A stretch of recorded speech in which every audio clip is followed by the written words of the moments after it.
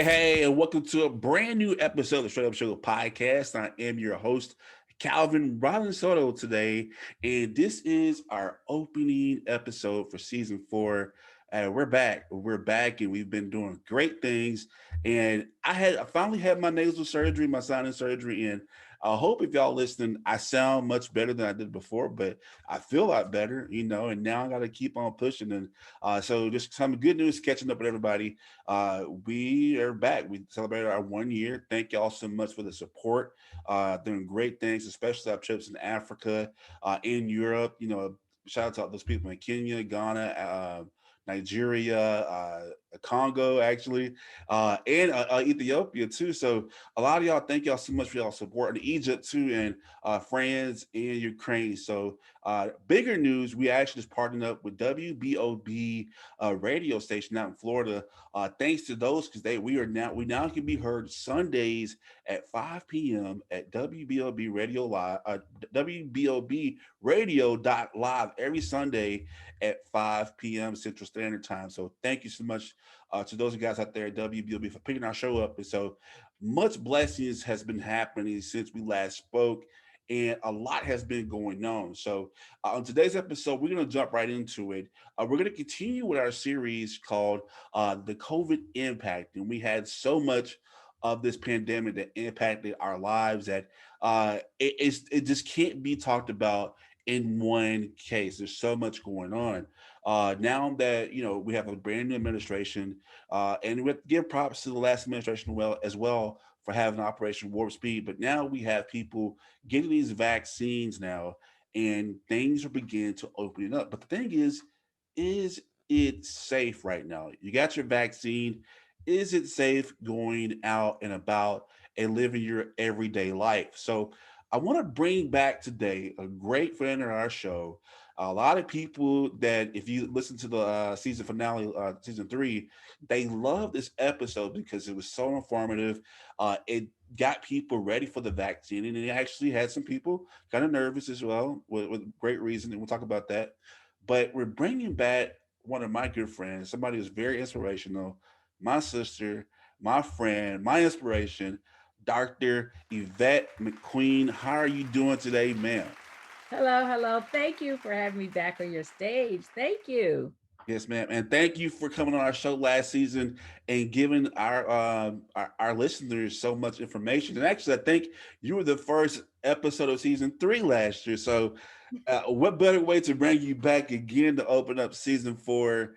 But you gave us so much, and it was an episode that I didn't think a lot of people would really kind of not really listen to, but like really take from it.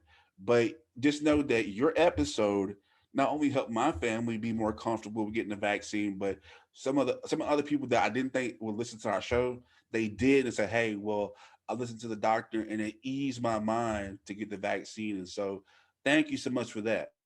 Great. That sounds wonderful. Yes, ma'am. So, just tell us, like, first off, give a standard introduction. Like, tell us who you are and what you do, please. So, I am Yvette McQueen, MD. I'm an emergency physician, travel doctor, and wellness lifestyle coach, a global physician on a mission to educate about health, travel wellness, and disease prevention. So, I assist travelers and staying healthy and safe while they're traveling their adventures, particularly internationally, along with also hosting a wellness lifestyle course. And I like the part that you travel a lot. That's just I just want to know right quick, but during this whole pandemic, how was traveling? I asked you this before, but how was traveling during the pandemic? It started off very scary. So about a year ago, we're in May. So actually, everything shut down March 2020. I didn't start traveling again until June 2020 because actually some of the hospitals canceled my contracts. So I travel around the United States and the Caribbean, working at the different ERs.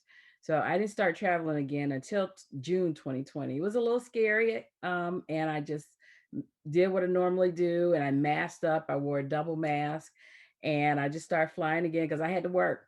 I had to work. But as of course, in December, I ran and got my vaccine. I ran. I had to like drive an hour and a half to go get my vaccine, but I went and got it. And the second one I got in January. And after that, it was a weight off my shoulder. I felt ease. I still double mask when I on a plane, but I don't wear a shield anymore because I'm comfortable with that. But I do the same things I normally do. Where were some of the places that you would travel during this pandemic, and like, were you scared at all if this place had more cases, or what's some places that you went during this time? So that's just it. I did my research ahead of time. So I wasn't working in any of the big, the COVID tents or any of the big hospitals. And the places I went had really a reasonable percentage of positive COVID cases. They all was about 10 to 12%. I did go to DC a few times for work and family. But when I went to DC, I actually drove. Um, it was from Atlanta to DC. It was a 10-hour drive, but I just prefer, especially in the very beginning in May and June, I decided to drive. But then I went to Ohio. I was in Virginia. I went to the USVI, or the Virgin Islands. And of course, I had to fly there because I had to go across the water. But as long as I know I was being careful and I put myself in just very cautious situations, kept my distance. And if people got too close, I would have had no problem telling them, back off. Yeah, I would have done the same thing. It's like at the same time, I'm jealous of you because you get to travel so much. But at the same time, it's like it's very heroic for you to, like, a lot of people don't give y'all enough credit for what y'all do, especially you because you're a traveling doctor. So, but to go out there in these different countries and just to do your job, that thank you so much for taking care of everybody. I know y'all don't really hear that a lot, but Thank you. it would be selfish of me not to say, hey, you know what, she gets to travel, but she's really saving y'all's life. And y'all, I don't know how this country or this world can repay y'all for what y'all have done. But here on the show, we definitely want to give you thanks. But to tell you what, Doc, I got both of my vaccines. No thanks to you. Hey, Thanks to you. Actually, thanks to you. I got both of my vaccines. Let me tell you what happened. So my first one, I felt okay. I was a little sluggish. I had my vaccine, the first one in April, or my bad, it was in March. I had my first one in March. And I just had a sore arm. But that second one, it was Moderna. It was Moderna. The second one, wow. I had a 101 fever. I wasn't feeling well for like 3 days, but then maybe after 3 days, maybe two in bed and one moving around, I felt fine. I'm still here and things like that. But it was really you that kind of made me feel like, you know what? I got this. I got this. I'm gonna do it. I'm gonna do it. that meant your immune system was working. Okay. So your first shot introduces the spike protein to your system. And like some people did feel a little achy or fatigue, or like you said, most people had an arm soreness. If you move your arm around a lot, you get that, people think it's just stay still, but move your arm around a lot and that takes away soreness. The second shot, your body already knows about the protein. So when you get the second shot, it revs up your immune system and say, "Hey, let's go fight that foreign piece that just got in us." So the fact that you did get the fever and achy and the fatigue for a few days mean your immune system was working. But what about those people who didn't get any symptoms at all? It doesn't mean they don't have the antibody, they just have a different immune system. Are they healthier or just They're doesn't? healthy. Okay, They're they're just healthy. healthy. It's Okay. just but when they're then we got to remember it's just a little micro piece of the protein. So if they actually get infected with the real virus, their immune system will just rev up. Okay. And of course, social media, people just like to ruin things. Of course, scare people and, scare tactics. That's why I got you on the show because I think you've been one of our most straight up guests that we've had, especially when it's professional. So that's why I'd love to have you.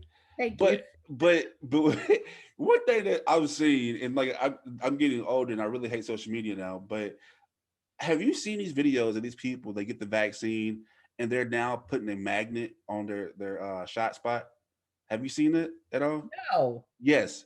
So there is, and if y'all listening at home right now or listening in the car, there is something on TikTok that where people or these conspiracy theorists are still going out And they say, because they say there's so much chemicals inside the shot that they're putting metals where the injection site is. It's really sticking. So it's kind of like, really, why are y'all doing this? I didn't know if you saw this or not. I'm sure. No, I've never seen that, but I'm sure if they put the metal somewhere else on their body, Hmm. it probably will still stick because Right. it's something and not just where the shot is. And I It, meant I mean, magnet. Sorry, there's magnet. so much chemical, but I bet they'll go out and I'm sorry, I shouldn't call it, eat anything from a Whopper to a Big Mac to, and they probably put cheese whiz on crackers. Do you know what's in cheese whiz? No.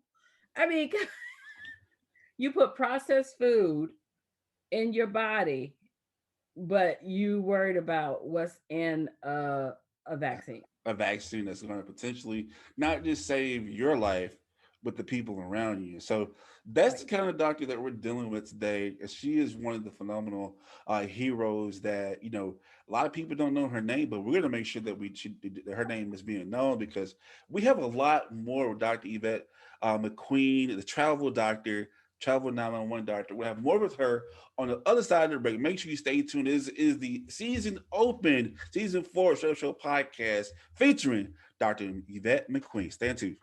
Tired of the same old boring clothes? Want to support your favorite podcast but don't know how? Well, you're in luck. The Straight Up Show podcast store is finally here. In our Teespring shop, you can find all the merch that tells the world you're keeping it straight up. From t-shirts to masks to even leggings, our store has you covered. Just visit straightupshowpodcast.com and click that merchandise button. That's STR the number 8 upshowpodcast.com. All right, guys. So we're back, and welcome back to the Straight Up Show podcast. This is our season opener, and we're with none other than Dr. Yvette McQueen, previous guest on our show, traveling doctor. It's just like, what can she do? She's been a hero. She's been very informative to a lot of people, not just on our show, but if you go to her social media page, she's giving tips how to be safe to travel. And so, once again, I thank you so much for blessing our stage today. Okay. Thank you. Thank you. Yes, ma'am. So let's get right into it. So, like I said, today we're continuing our impact of COVID. Like I said, this pandemic, this virus, has just killed over millions of people already worldwide. I think I don't even know, I can't even tell you the number right now. I think we're like at 600,000 right now in America that it's killed. And, the vaccination is being, now as of today of this recording, now kids under 15 to 12 can get it. So it's being available to everybody, and I don't want to take anything away from our previous administration in our office, but kudos to the administration for getting these vaccines out right now. Some have not been so. Before, okay, let's talk about the Johnson and Johnson. Like, what was the ordeal with the Johnson and Johnson vaccine? Like, that put a big scare to people. What happened with that? Okay. So the Johnson and Johnson, just like the AstraZeneca. So the AstraZeneca was actually approved like in the UK and Europe and places in Africa, not here yet in the United States. Johnson and Johnson was approved here in the United States. It's a different kind of vaccine. It's called what we call an adenovirus vaccine. So the Moderna and Pfizer is an mRNA vaccine, which is a new technology that just takes a protein and introduces it to your system. The adenovirus one, like the Johnson and Johnson, is actually a dead virus, like the influenza vaccine. So, and what it does is take the dead virus, adenovirus, and attaches the coronavirus to it so that your system recognizes it. Um, the problem was that it was causing, they noticed that they had this rare form of blood clots. Now, it was like 1 in a million of cases that it is. Unfortunately, in a couple cases, people did die from it. But what they're saying is that the risk of the 1 in a million people getting the blood clots versus, like you said, the 2 million plus people that's died from COVID, it works out. So it's a rare blood clot. So like when people come to us and they tell us, oh, we have these symptoms, we have blood clots, we automatically say, oh, let's give them a blood thinner, a certain type of blood thinner we give them, heparin, so that they don't get blood clots in their lungs. Well, I guess since it's a rare type, that these blood clots did not respond to heparin. Heparin actually made it worse. So the reason they put a pause on it is to say, if this is causing it, we need to educate our medical people how to treat it if someone comes with a side effect. So that was really the pause of it. Is they didn't want to pause the actual vaccine. They wanted to pause to actually let the medical people know how to treat the side effect. Now you know. So you hear it here first that Johnson and Johnson is okay, right? It's Yes, it is. okay. It's okay. So don't be scared. Just like she's telling you right now, this is a licensed medical professional. She would not steer you wrong. Like I said, she is one of our most straight up guests that we've had on our show, and so that she hear it first. So with that being said, I told you all today that I've already had both my shots. I had a little fever, but I'm feeling fine. I still can stick and move. I had my personal surgery done, which according to insurance, it was cosmetic. That's a different story. Uh, no dig, but I'm good now. So with that being said, I got my shot, feeling good. All right, now I'm about to tackle the world. I got my vaccination. Now what? As you know, so many people, or especially here in Texas, we're never really close, but everything's opening back up. Here in Dallas, we had a boxing match this previous weekend. It had 73,000 people Wow. in the arena. Yes. At that time, it was the most the heaviest crowd arena event since the pandemic. This is in Dallas. And there are people who were masked up, in the arena, but there were some who were not. You'll watch some NBA games. There are some people in the crowd too. So people are vaccinated, and and I'm guilty of this. I'm not gonna lie to you. Like, just sometimes, like if I go to like get a Starbucks, I don't have my mask on the drive-through. Which is kind of irresponsible on my part. But I subconsciously have fallen into that bubble. I got the shot now. I'm okay. I mean, tell me how people should react and why people shouldn't be so comfortable now that we're vaccinated. Now what? Okay. I got the vaccine. Now what? So the requirements are that you can go maskless in certain situations. So if you are in a household and all of you are vaccinated, of course you've all been living with each other. But basically, I say it's all in who you trust and what you trust their environment has been. So two people that have been vaccinated together can congregate indoors with small amounts, indoors and outdoors without a mask. They're saying people that's been vaccinated can be outside um, because of the air circulating. If you're inside with a crowd, though, they still suggest you wear a mask because you don't know if everyone is vaccinated. So if I'm in a house and say friends are having a little get together of 8 people, and I know all those 8 people are vaccinated, I feel comfortable not wearing my mask. If I'm in a house with 20 people and I don't know some of those people, I'm still going to wear a mask, or I may choose to stay outside on the porch and be outside where there's more ventilation. 73,000 people. I think I still will wear a mask on that. Now, if you go through the drive through, I'm gonna be honest with you right now, you're vaccinated. Maybe that worker is or not vaccinated, but you got to remember they got that plexiglass still up. They're still doing the plexiglass. You're in your car, enough air circulating in between. I say if you didn't put your mask on right away or forgot to put it on, I think it's okay.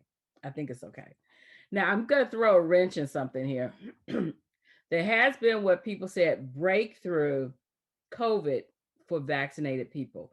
There's a very small percentage, it's less than 1%, but there are people that have had their vaccinations and they're past their immunity, which means their immunities where they're past 2 weeks of their second shot or their J&J shot, and they have contracted COVID. Those have been I've heard about it in the medical arena, nurses and doctors. I haven't heard about it in the public. But when they do get COVID, they're like, you know what? I felt like I had sinus. I felt like I had a cold. I had some symptoms. They'll go get tested and they're positive, but they're not getting that life and death situation where it's affecting their lungs. They end up in a ventilator. They saying, I felt like I had a sinus infection. I felt like it's a cold and I was positive. So it was a breakthrough. So we don't know if that's due to a different variant, what they call, but they're just getting those mild cold like flu like symptoms, but because they are vaccinated. Right. And I just got news right now. I'm looking at it right now. Joe Biden just spoke. He said that he ultimately hopes that that every American will be vaccinated here pretty soon. Ultimately, keyword ultimately. So, kudos to him for saying that. That's news that just broke right now as we're recording this. So, you said different variants. Like I said, that's great to hear. I got two follow-up questions to what you just said. One being like, I know you travel a lot, but I know that we get numbers from the news and stuff like that, but have you seen a decline of people being, I guess, hospitalized because of COVID?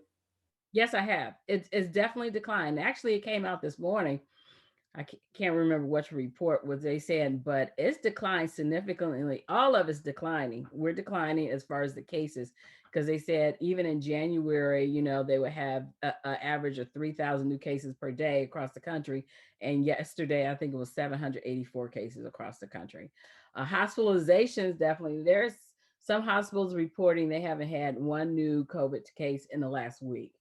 Of course, they haven't had any deaths either. So all of it's the new cases, the deaths, um, is declining. But I'm throwing it out there. It's still out there, especially if you are not vaccinated. Please, please, we are still in the pandemic, and remember, the pandemic means it's a very infection that's highly contagious and spreadable across the world. So just because the United States is going down does not mean we're out of the pandemic, because we got to look at India. Oh my goodness, a million people die within a week. I mean, they can have 4,000 cases in a day. Uh, it's just, And that was my next follow up question. You mentioned and you said we actually talked about India because that scared me. I mean, it was like 500,000 in one day on on a Saturday. It was like 500,000. I was like, on a Saturday, and mhm. that was scary in itself. So I didn't do my research much about why that was spreading so fast. But is that because there is a different variant or? There's a few factors. I know when they came out, the variants of the UK variant and the African variant, and I think there was the Brazil variant, but they did notice that the vaccines did protect you from that, because a lot of the vaccines, like the AstraZeneca and the Johnson & Johnson, was already in South Africa, so it was able to protect you against that. The Indian one, they don't know yet. I think there's been one or two cases in the United States they've picked up. Of course, it's going to eventually get here. I'm going to be honest with you. But it's a different variant, and they don't know how it will respond to the vaccine.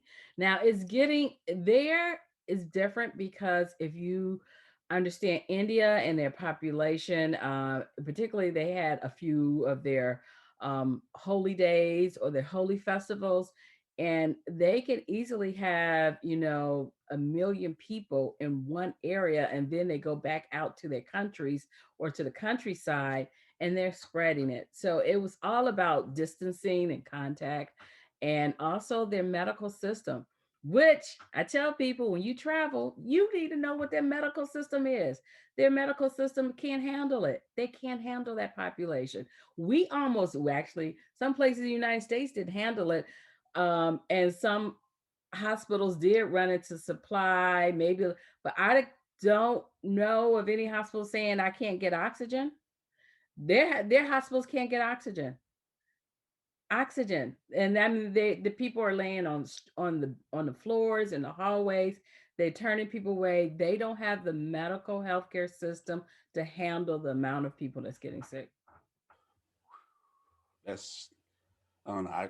I couldn't even imagine, and that's why I say that a lot of people don't understand how much privilege we have here, and like I said, a lot of y'all are working nonstop, and To go back to another question I was going to ask you, since you noticed that there has been a decline in hospitalizations in hospitals that you go visit and work with, has the morale has it been better now since there's less stress on y'all? Or I mean, I know that my sister, she was working like crazy hours, but I mean, and I'm not for sure if you're traveling this much, but has the morale, how's that been with among your colleagues and stuff like that? Um, Yes and no. So yes, we're less stressed, we're less busy, we're feeling better about it. But now we can go back and reflect to see what happened. So a lot of people are going back and reflecting what happened and saying, "Hey, the administration and not the hospital administration. Some hospital administrations took care of their people, and they were great. Other hospital administrations did not, and people are mad about that. And so they're actually." Um, they're leaving jobs. A lot of people are leaving jobs. We're now having to where you when you're in the midst of a trauma or something, sometimes we're dealing with what we know. What we're doing, we're taking care of people, what we're supposed to. Now that we're reflecting back on some of the things that happened, people are going through post-traumatic stress syndrome. I know a lot of the doctors from New York, they was like they didn't work for 2 or 3 months because it's like I can't handle it. And when they went back, they were like, okay, I think I need to work less. So some people are decompressing and readjusting their life. I say that's where people are right now in the medical field. And with that trauma, I mean, because this is stuff that y'all have tried to warn the country about before, even before it even got big. And then, I can attest to my sister, like I said, but just um, one thing you said, that variant in India, it will come here eventually, like the UK one, it was in Colorado. Um, if you can speak to people right now, or who people are higher authority than you, or the people in the government, what's a piece of advice that, or something that we as people, or people who are not in the medical field, what can we do to prepare ourselves should COVID-19 or something like this ever happen again, to not only to help us, but to help you take care of us? Okay, it's gonna happen again. If it's not gonna be coronavirus coming back up again, it's gonna be something else. We're just in that stage. What basically is prepare and listen to basically the scientists, and actually the one they this was predicted more than 10 years ago that there was going to be a pandemic, like because of course it was what 1918 was the influenza pandemic, and at that time science didn't know a lot, and they said but there's going to be a pandemic, and a lot of people felt well our hospital systems can handle it. Well, they couldn't because the hospital systems had cut back so much. They had cut back in supplies. I'm sorry, rather pay the CEOs 7 and 8 figures than actually, order enough supplies or have enough nursing staff. This is the end of Nurses Appreciation Week. Thank you, nurses.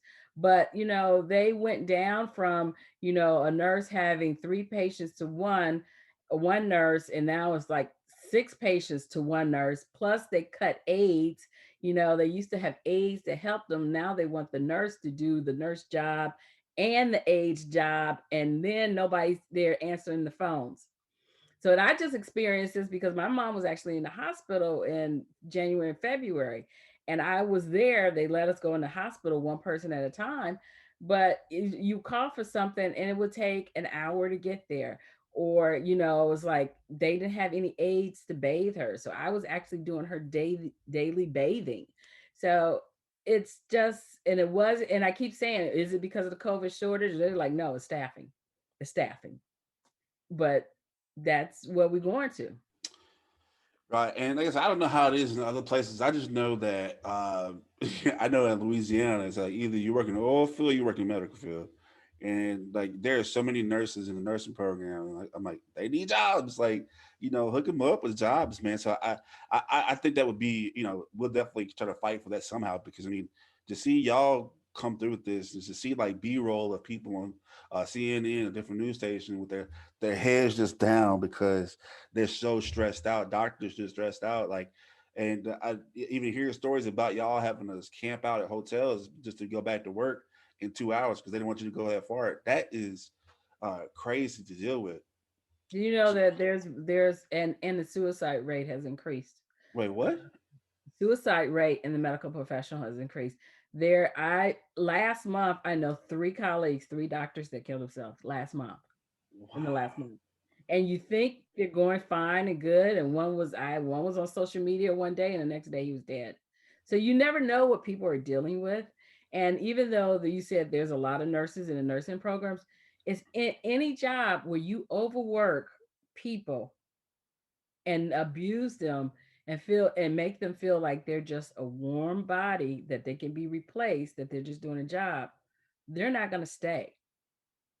So yes, we love to take care of people, we want to take care of people, but there's also just so much that the nurses and doctors, and it's not just the nurses and doctors. I'm telling you when I told you about the post traumatic stress, it's not just the nurse and doctors, it's everybody. This is a team player, so it's everybody. It was the registration clerks that had to see people die. It was the people cleaning the rooms of the hospitals there. It's the people bringing our meals that was there that had to change their jobs. So it wasn't just the nurses and doctors. The hospital has a lot of compartments and people, and they have all been affected. Whew, that's a lot to deal with. That's hopefully, I know. I think the last time we spoke, you said that you don't see this being like clear until like 2022. Is that still your prediction? Still? It's getting better with the vaccine. I think, especially like you said, they just recently approved the Pfizer. I think it was the Pfizer to down to 12-year-olds as of today. So I think we're never going to be like we were pre COVID. I'm sorry, life like that is never going back. But we will start to move again. Kids will get back to school again. But my thing is, if someone is out in public and they want to wear masks, don't shame them because they're protecting their own self. You know, because some people don't want to wear masks, some people will wear a mask, and it's going to come to a point people are going to decide to wear a mask. Either it's not or that. I see maybe late fall, but still, I think of 2022, as far as if you're thinking about us getting back to travel, us getting back to semi routine of pre COVID, but I don't think it's ever going to go back to pre COVID. Things have just changed in life. It just has. It really has, and I'm gonna go back and just kind of correct myself. I took the Pfizer vaccine. I think I was just more homophobe, but I couldn't pronounce Moderna the right way, so it was on the tip of my tongue. So I was like Moderna. Oh no, I had Pfizer. I took Pfizer. That was the one that made me feel the way I did. But I guess I'm still here. I'm still fine. But people are in a rush to get back to normalcy right now. They got the vaccine, they're good to go. Some people just didn't even care to get it at all. They just see other people going out and celebrating, having a good time. And so we have summer coming up. We have, it's going to be summer traveling. Airlines are seeing a pickup right now. I think that Mother's Day, I think it was like 1.7 million people traveled. Mhm. Uh, that was a upkeep. Now we get to see if that is going to play a factor of rising cases. So you know you are the travel doctor, right? And we're going to talk more about traveling more, but you know is it safe right now, if I'm fully vaccinated, that me and my family can hop on a plane, go to California, and go to the beach and do our thing? Do you think, since I'm now vaccinated, I can go out and do that, at least not go to a 73,000 boxing event, but do you think that's okay right now? Or So yes, they said that even though they're recommended non-essential travel, but as a vaccinated person, they say you can travel. You still have your wear your mask on the plane and in the airport because that's a federal mandate. So I would say wherever you go and research the destination. So if you go into a certain spot in California, look to see what their infection rate is. They usually like to say 10% or less as far as new cases of infection rate. For you, if the hotels are very safe, I feel very comfortable staying at hotels. I feel very comfortable staying at rented facilities, whether it's Airbnb or VRBO, particularly with families, because families are doing that and cooking for themselves, and they can be maskless doing that way. Going to a beach, I would just research, is the beach open? There's still some beaches that have curfews, like nightly curfews. Where's a good place where you not overcrowded at this point on the beach, and also the activities of the destination, because the activities they're still. I mean, they've opened Disneyland, they've opened Disney World, but they still only letting so many capacity in there. They still have certain rules, and you have to get advance ticket or reservation. So you need to know what the rules are, whatever. Like even Yellowstone National Park, that used to be somewhere where you could just walk in. They're taking reservations. You just can't like loudly go up in there anymore because it's just so many people want to do the national parks and outdoors now. Okay. All right. So I guess I might try to, because I, I think I suffer PTSD a little bit just not leaving my house. I work from home, and because I got everything. I got the gym, basically haven't used it. But it just I've gotten so comfortable to be at home, and so just to break out and just to have some sense of like I can go out and be careful. Like can I go? I mean, do you think it's wise? Like, because me, I'm a big guy. I'm not, I don't have any besides being overweight. I don't have any pre-existing conditions, and I had lung issues before. But like, is it safe to go to the gym and like, sweat it out, and or the shots still be precautions and wear my gloves and wear my mask? What do you think? Okay, you don't need gloves. I'll tell you that right now. So is once again, it's not high contact. It's like you just got to make sure if you're touching things, don't touch your face and eyes and mouth and things like that. Just like with the flu. As far as the gym, you need to look what your gym practices are, what their practices are, how many people are in. I would go in a less time when a lot of people not there, and people think, oh, early morning or early evening. No, that's when most people are there, like maybe 12 noon or 2 o'clock in the afternoon when there's less people there. You have to know what their cleaning um, process is. You need to know what their ventilation system. So you got to remember, this is airborne. So if someone was there, even though they wipe down the equipment, do they have good ventilation system? So that's just something to investigate about your gym. Okay. Okay. So still might try to cut back a little bit still. Uh, okay. So one more question, then I'm gonna go toss to a break. Um, so what's your prediction for this winter? Like, do you think that's going to be any like okay coming? Okay, so we got people. There's going to be let's face it, people are ready to get out. They're going to basically go crazy this summer and probably just do it big, basically. You know what I mean? So we're going to carry into my favorite season, Virgo season, for obvious reasons. If you don't know, it's my birthday. But so and I tell you a little dad joke. You want to know about Virgos? Is so cool because during Virgo season is when the weather's really hot and it starts to get wet. Really cool. Ba-doom-boo. Ah, Ba-doom-boo. but right. no, but no, but during this type of season, people have done it big in the summertime, and then we got people spreading stuff around, and we get into the winter season. Do you think that there could be a potential spike with people vaccinated, but we have people doing it big in the summertime? Do you think that there could be like a bad winter at all? Well, there's probably going to be a spike in the fall just because there generally is a spike anyway. So if you think about it, everyone's out in the summer. There in the United States, 50% of people are not vaccinated yet. Remember, President Biden said he hopes to get there, what by July 4th. He wants it, but they're not looking for herd immunity until they're what I think 75 or 80%. They're not going to be there. Way the vaccination has slowed down.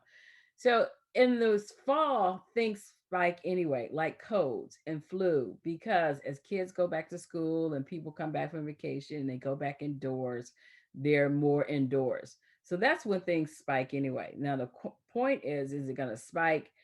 Coronavirus will spike, but not be as severe as last year because people are vaccinated. It won't be as deadly. You got to remember, as Okay. deadly.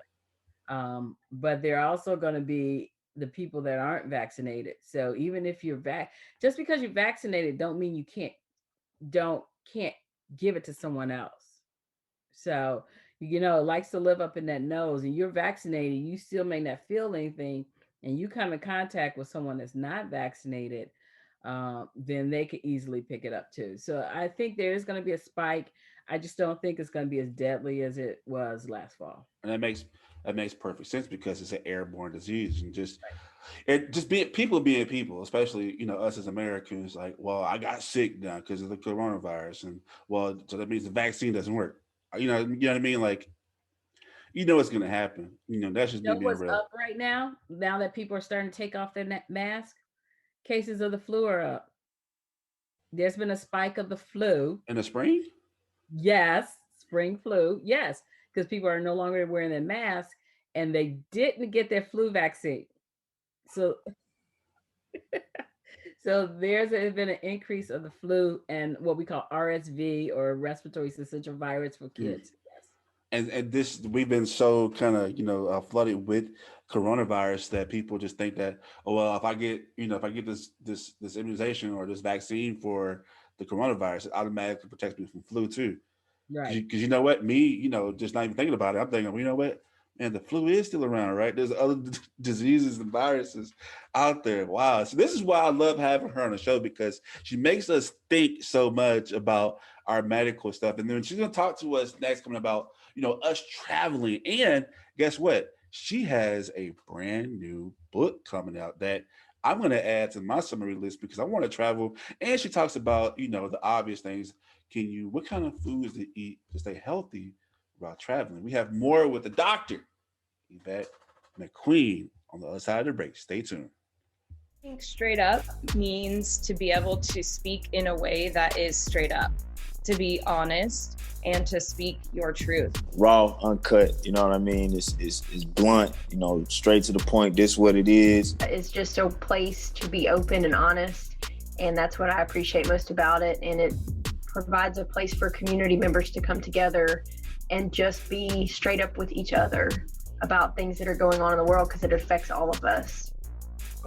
Unfiltered, raw, with all the cursing that Calvin does. Straight up is just being real, telling it like it is, being you. Being solid, being who you are, no matter what it is, no matter what situation you're faced with. Right, this is who you are. It really speaks to me, saying it is what it is and it ain't what it ain't. Straight up. Hey, Calvin here, host of the Straight Up Show podcast. And guess what? We're back, bigger and better than ever, with new guests, new straight up topics, and a new way to support the Straight Up Show podcast. That's right. You can now support our podcast by becoming a Patreon patron. Straight Up has 4 different tiers that you can choose from, with each tier having their own perks. Your monthly donation helps us produce efficient Straight Up content that you love so much. For more details, visit our Patreon page at patreon.com/Straight Up Show Podcast 318. That's patreon.com/Straight Up Show Podcast 318. All right, welcome back to the Straight Up Show podcast, season opener with the one and only Dr. Yvette McQueen. I had to keep saying it because, like I said, she is the one and only. And how many traveling doctors do you really know about? It just keeps it so real. So once again, I gotta say thank you for coming on our show. Yes, thank you. So guess what, everybody? She's phenomenal. She's great. But did you know she's also an author? Because guess what? She has a brand new book coming out called Travel 911, a health guide for adventurers. Dr. McQueen. I hate, like, I'm from the South, so I hate calling you by your first name. It just feels so bad doing it. I know my grandma would get so mad at me for doing it, but Dr. Yvette McQueen is here with us. She has a brand new book. And so it's basically about traveling and adventure, vacation. And, you don't want to get sick and have these emergencies while traveling. So Travel 911, a health guide for adventurers. Can you explain to us, what is this book about? Okay. So I call it a doc in your pocket. Okay. A doc in your pocket. So once again, you don't plan to get sick. People they don't plan to get sick. They don't plan to have injuries. You don't plan to fall off that ATV while you're on some sand dune somewhere. Crap happens. I'm just gonna say that it does. You eat the wrong street food, you end up having diarrhea for 3 days, and then you get dehydrated, and then you can't get on the plane. It happens, and I'm saying that because before I started all this business, it would happen. I would be in groups, or I'd be with people, and they get sick, and who would they come to? They would come to the doctor. So this is all things that would happen. I was like, wait a minute. This is what I've been doing all the time. Let me just start doing it for everybody and spreading the information. So now that's why I did Travel 911, because this is just a quick guide. It's not a book that you feel like you can read it from front to back. It's an easy read, but you can carry it with you and you go, oh my goodness, you know what? I'm all hot and I'm just over hot and I'm sweating too much. So you go to the chapter on heat related illnesses. See what you need to do. If a friend is getting overheated, this is what they need to do. This is what they need to drink. If you have, have bug bites, you go to the bug bites area and say, what do I need to put on my bug bite? Or you can, the first chapter is just telling you things you need to pack, like your medications you need to take, preventative things like, okay, you're going out in the sun, take a hat and sunglasses, take a cooling rag, other first thing. And then was the one thing, because I do teach, CPR, first aid, and I also teach wilderness medicine. So my thing is, it's a quick chapter with some pictures, and I'm a picture person. A picture, I give a little words, but you may need to see the picture. If you out in hiking, say in Utah, you go into the horseshoe bend that everybody likes to go to, and you twist your ankle and you don't have cell service and you don't see anybody around, what do you need to do? Okay, you got a magazine in your backpack, or you find some twigs, put it around your ankle and put a scarf around it so that you can walk out of there. So it's like just a quick first aid of what common people can do, um, for medical problems that happen while you're traveling. And what's crazy? That's a good idea because I live 3 hours away from my hometown, and me, I hate driving. This is I get tunnel vision way too easily, and it just like even going home because I knew that when I go to Louisiana, that my allergies was going to kick my butt. And sure enough, the moment I got out the car, and I just see pollen everywhere. I said, "This something about Louisiana weather just makes my." And I said, "You know what? I don't have any kind of medicine because I had a surgery, so I have like special kind of they made like a mixture for me to like take my medicine, whatever, like droplets, whatever." So I'm like, man, you know what? I'm gonna be here for a while. I don't have none of my medicine. Like, so that is such a genius idea to have this. Uh, and can you tell us? You said you got pictures in it. Um, do you talk about your experience traveling this past year in this book? Now this is more of a how-to guide, what to do. There's a couple areas in there I say that, of course, as of March 2020, a pandemic, wear a mask, social distance. But no, it does. This is not about my experience. You got to follow me and listen to me either on Facebook, Instagram, Twitter, LinkedIn to keep up about my travels. Yeah. And hopefully, you know what? I mean, dare I say this, but maybe that could be in a book in itself. To say, hey, this is what I had because you've traveled during the pandemic. So you've seen what people need already, which is why you have the guide. But you've seen. I mean, I can't.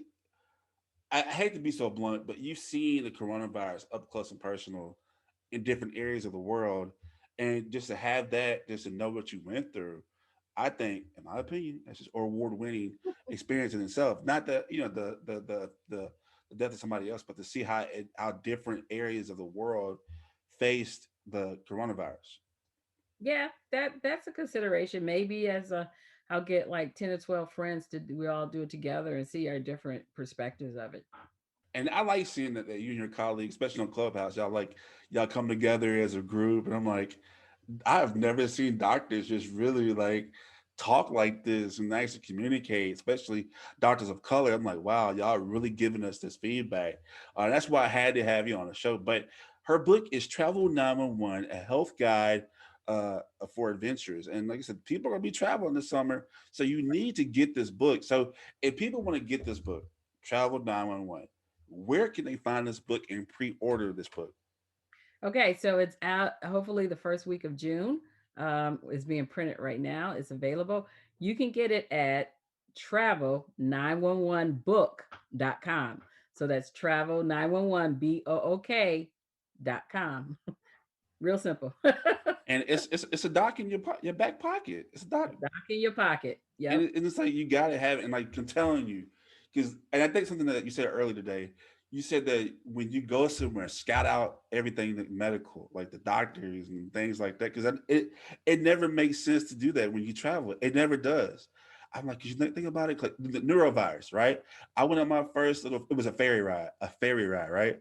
And Hmm. I got sick, and I said, what is it? It's the neurovirus.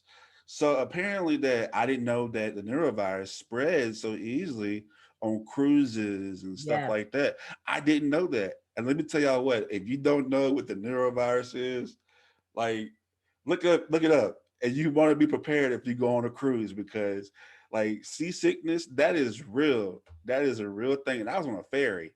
So I can Hmm. only imagine how it is to be at sea and things like that. So y'all make sure y'all get this book. It's travel911book.com, right? Is that right? Yeah. Yeah. Travel911book.com. Yep. And you can't see it right now because I haven't edited this yet, but you'll see it right here, the link where you can get it at. So make sure y'all go get this book out. So with that being said, I'm gonna go ahead and shift over to this. So as you can see, I'm not the skinniest person in the world, right? Okay. So I know a lot of people have been reaching out to you about just getting like several healthy eating tips while traveling. You know, because I mean, we've been eating a lot at home. Don't lie. A lot of y'all been eating. DoorDash has been y'all's best friend. I know I have my year subscription already. you know, but you know, we're back in. I told Dr. McQueen, I said it's the COVID-19. Got the 15 pound added on, more than 15 for me. But with that being said, I know a lot of people have been hitting you up now that things have been opening up. They're vaccinated now. They want to go out and travel more. So you need this book. You need some essential guides, but you know what? You want to be precautious what you eat. So, like, what have you been telling about people about just like some eating tips they can do when they're traveling, or just kind of like not go crazy when they go traveling? Okay, so the restaurants are back open. I'm glad that for the restaurant workers. So 7 tips for eating out while you're dining and traveling. And I actually made this a few years ago, but it's still very up to date. So one, portion control. When you go the United States diet, they give just too much food. I'm just being honest because a lot of people like when they travel other places, they didn't give me enough food. That's because it was portion control. And so if you just do portion control, your protein or your meat should be 3 to 4 ounces. Make sure your sauces are only like like a quarter cup, or don't spread, oh, I'm getting a salad, I'm being healthy, and then you like drown it with dressing. You might want to substitute the croutons or the high carbohydrates with something else. You should have vegetables. So your plate should always look colorful. You should have two to three vegetables on there, your protein, and then just a half a cup of your starches. So portion control. I tell people every piece of food should have some real estate on the plate, which means they should touch the plate. Don't pile it on top of each other. So that's one thing. Another thing is go ahead and make substitutions. It's okay because you can tell people, are you cooking that with butter or can you use olive oil? Can you substitute the bread for like a pita or something less carb, or just take the bread off and have an open face sandwich? Watch for different add-ons, and a lot of things have sugar in it. You don't believe ketchup has the sugar in it, salad dressing has the sugar in it. So watch for things like that. Um, for make your own request. So don't be shy about requesting for something in a restaurant and have the waiter over you going like, come on, come on, come on. If you want something baked or broiled versus fried, find out. Because if they say, well, we can't do that veal because it's already breaded, or we can't take the bread, that means it's not fresh, that is frozen. So things like that you should find out. 5, watch what you're drinking as far as your drinks. Water is always great, a little flavored water, but don't drink your calories. Don't drink a whole 2-liter soda at a sitting. And I tell people some of the diet sodas actually has the sweetenings in there that actually give you more temptation. 6, make sure you're eating the same time each day because your body likes routine and is craving things. So when you wait too long for meals, you actually end up oversaturating yourself. And then that's goal to 7. Don't overindulge. Give yourself some grace. Don't deprive yourself. Eat what you like. Consider substitutions. So if you want that piece of cake, maybe you're gonna skip the mashed potatoes at dinner. And always wait 20 minutes between your meal and dessert, because you're right. Your stomach needs time to catch up with your brain. So you're actually full, but your brain don't know it yet because the stomach didn't send the signal. So that's why they say always wait 20 minutes after you finish eating to decide whether you want dessert or not. Wow. Wow. Now you're making me feel bad about myself. No. Because I'm like, you know what? Do you want dessert? Top me off. Bring it up. Let's do it. Or And this, take it to go and take it to go. Take it I've to heard, go. I've heard that you take your dessert to go. So let me ask you because, like, I think, and this is my opinion, I think that the complete opposite should happen now that we are going to start traveling more. Because I know I am. Is that you want to eat healthier now because we've been at home. You know what I mean? And like, you saw Will Smith. Like he's been at home and he's like, you know what? I got that dad bod. I got this 12-week challenge now. To do his thing. I'm trying to do it too. But my thing, I cannot give up like dairy. And that is so hard. Like I love dairy. And that's the hardest thing to give up. But uh my friend, he wants us to start doing this foodie Fridays. And I'm like, he wants to travel. I'm like, man, that's the worst part because the best food is when you travel, because you never get it in your hometown. So those are 7 healthy tips that should kind of be portion control, and you always can take it with you because it's not going to go anywhere or explode. Yeah. So, yeah. And if you So don't want to give up dairy, just consider getting either 2% or low fat dairy. I gave up milk altogether. I don't drink milk. It's just cheese. I'm like a cheese crackhead. And so I don't know why that is, but I just, it's just cheese. But that's my guilty pleasure is cheese. I don't like ice cream. I just like cheese. It's just, I'm like I always said, if I make enough money, I'm gonna get a Whopper with cheese. Yeah.